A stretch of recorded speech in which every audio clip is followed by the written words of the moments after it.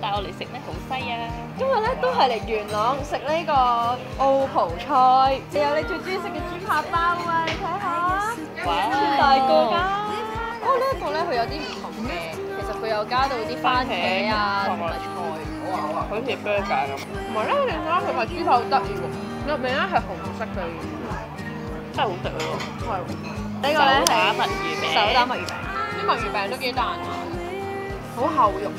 要點呢個醬喎。頭先好似話咧加18種材料整㗎嘛，呢個咧係野味非洲雞，好滑啊個雞，同埋好重椰汁嘅味道咯。呢個咧犀利啦，佢啲蝦子咧就大有來頭啦，真係喺10月初5街咧嗰間喜臨門嗰度咧拎過嚟嘅。正啊！你睇啲蝦子咧掛晒喺意粉上面。原來黑松露配蝦子係咁樣。呢個係蝦醬炒菜。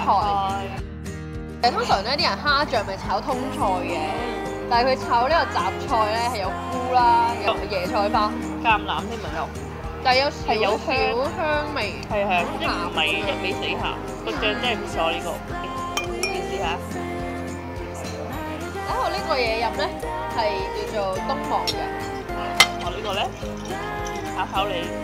加士蘭花園，哇！你係咪啊好重酒味喎。好近咯，堅嘢嚟妹唔係流。呢個果汁啲，呢個果汁啲入流啲嘢。去到最尾梗係又係甜品嘅時間啦。呢個係咩名堂咧？圓心嘅西多士，煙韌咁。哦，佢外面好脆㗎，跟住入面軟咯，同埋仲係熱咯。